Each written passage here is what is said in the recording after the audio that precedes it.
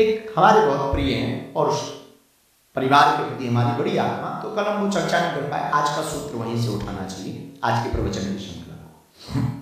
एक बड़ा पढ़ा लिखा बालक आया, बहुत अध्यात्म जगत से उनका परिवार जुड़ा है और बहुत संतों के प्रति उनकी बहुत निष्ठा है और संतों के प्रति बहुत उदारता है। उनका बालक उनसे ठीक उल्टा है, वो इन सब पे बहुत ज्यादा मिलेगी। तो वो हमको मिला, तो उसने पहली ही लाइन में तर्क मारा,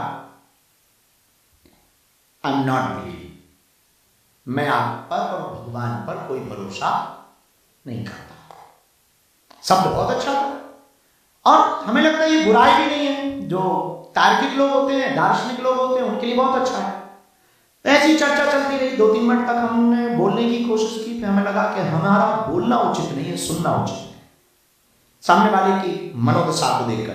क्योंकि कई बार बहुत बड़ा तूफान आए ना, तो उसका सामना नहीं करना चाहिए। तूफान का सामना पेड़ करते हैं, मकान करते हैं तो वो उखड़ जाते हैं।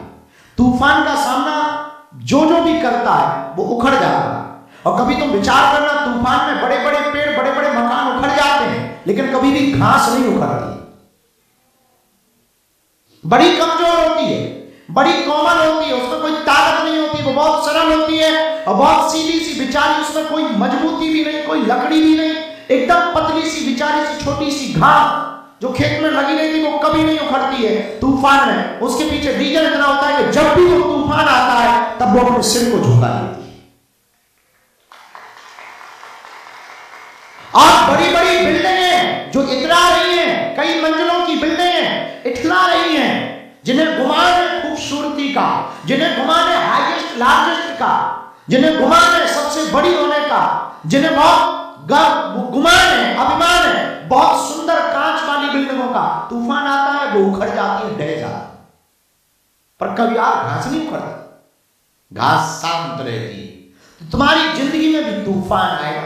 एक क्लासी को हम अपने बच्चों को बता रहे थे कि कोई ऐसी मूवमेंट आए, पहले हमारे जीवन में ऐसा था, कोई कहते हम नहीं मानते तो हम उस तुरंत चमत्कार दिखाने लगे, न कर। अब हम थोड़ा सुधार गए, क्योंकि जो नहीं मानना, जिसे उसे तुम कुछ भी बताओ वो नहीं मानना, और जिसे मानना है उसे कुछ मत बताओ, वो आंखों से ही देख करके पहचान लेगा। हाँ, थोड़ा समझते हैं। तो हमें याद है उसने बहुत सुंदर तर्क रखा। वो बहुत प्रश्न, पढ़े लिखे लड़के ऐसे ही रखते हैं, थोड़ा सा पढ़ लेते तो उनका दिमाग थोड़ा सा अलग टाइप का हो जाता। तो उसने कहा कि आई एम नॉट बिलीविंग, मैं भरोसा नहीं करता। और शायद ही आपके बच्चे भी प्रश्न कर सकते हैं। हमने सीखा तो ये, तो उससे आपके पढ़े लिखे बच्चे भी, आपकी बेटी या बेटा भी कल के दिन कर सकते हैं कि मैं भगवान पर भरोसा नहीं करता। तो हमने पूछा वाई, रीजन क्या है, आप भरोसा क्यों नहीं करते? तो उसने कहा कि आप लोग सिर्फ खोखली बातें बोलते कि वहां भगवान है, वहां भगवान है तो दिख क्यों नहीं रहा? हम कहा बड़े निकम्मे आदमी, आप कह रहे हो कि भगवान है तो दिख क्यों नहीं रहा? इसका मतलब ये थोड़ी कि नहीं दिख रहा तो भगवान नहीं है। हवा भी नहीं दिख रही तो क्या हवा नहीं है? अमेरिका भी नहीं दिख रहा तो क्या अमेरिका नहीं है? बोले नहीं नहीं नहीं, पर अमेरिका जा सकते हैं। हमने कहा उसी प्रकार तुम और हम भी भगवान को पा सकते हैं। पर वो बहुत बड़े तूफान में था, उसके अंदर बहुत बवाल था बच्चे के पास। आपको एक दो बातों के साथ एक तर्क की बात हम आपको बताना चाहते हैं। ईश्वर है या नहीं, ये प्रश्न ही गलत है। ईश्वर कहां है, ये क्वेश्चन ही गलत है। बल्कि क्वेश्चन तो ये है ईश्वर कहां नहीं है। पर जो नास्तिक है, और जो नास्तिक भी नहीं, जो तार्किक है, फिलोसफर है, दार्शनिक है, जिज्ञासु है, थोड़ा सा कुतर्कवादी है, वो कहेंगे कि ईश्वर कहां है। उनसे एक शब्द में पूछना, जहां तुम हो वहां ईश्वर। जहां तुम्हारा अस्तित्व है वहां ईश्वर का अस्तित्व है। जहां तुम्हारी उपस्थिति है वहां ईश्वर की उपस्थिति है। तुम जिस दम पर बोल रहे हो उसी का नाम ईश्वर है। दूसरी बात, जो चीज दिख नहीं रही तो इसका मतलब ये नहीं कि वो नहीं है। करंट दिख नहीं रहा पर पकड़ के देखो, नानी याद आ जाएगी। हवा दिख नहीं रही पर थोड़ा सा मुंह बंद करके देखो, तुम्हारी हवा खिसक जाएगी। अमेरिका दिख नहीं रहा, पर थोड़ा सा लीगली तौर पर उससे भिड़ के देखो, एक रॉकेट में तुम्हारी पुश्तें उखड़ जाएंगी। तो जो दिख नहीं रहा उसका मतलब ये नहीं कि वो है नहीं। कल तक जिन्होंने पढ़ा नहीं था वो पृथ्वी को चपटी मानते थे, पर क्या पृथ्वी चपटी है? पृथ्वी गोल है। जिसने देखा उसने कहा कि पृथ्वी गोल है। हमारे तो अध्यात्म में बहुत पहले कह दिया भूगोल, दुनिया वालों ने बाद में कहा कि पृथ्वी गोल है, और हमारे अध्यात्म ने पहले ही कह दिया पृथ्वी गोल है। तो किसी ने अगर आपसे ये प्रश्न किया कि भगवान नहीं है या है, कहां है, दिखाओ, मैं नहीं मानता, उसके दो उत्तर।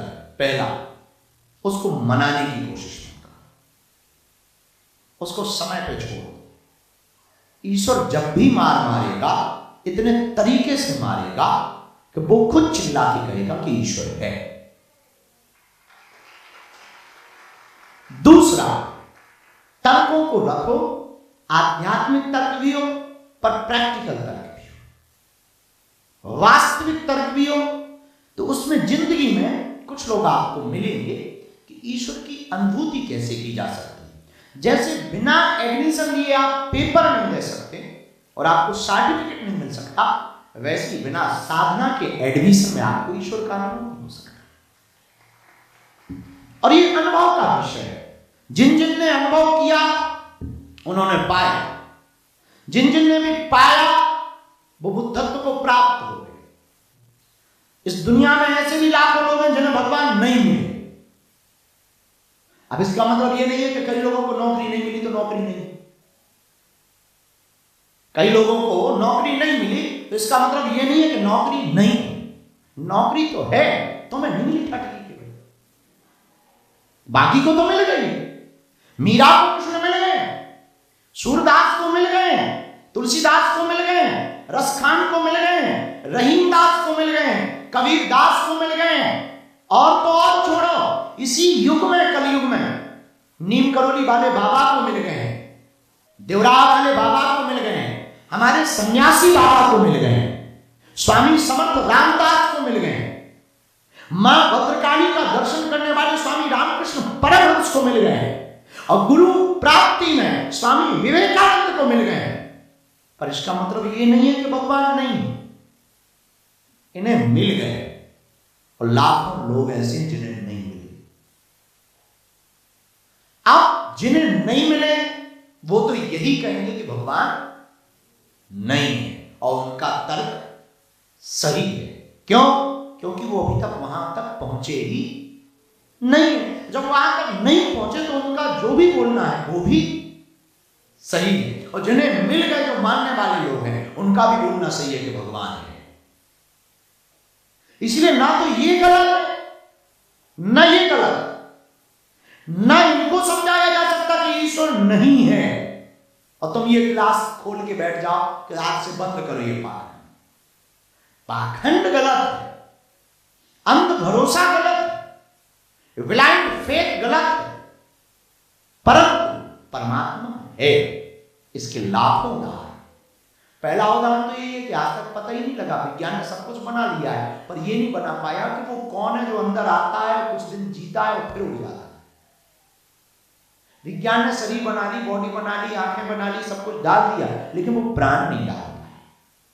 उसी प्राण का नाम परमात्मा।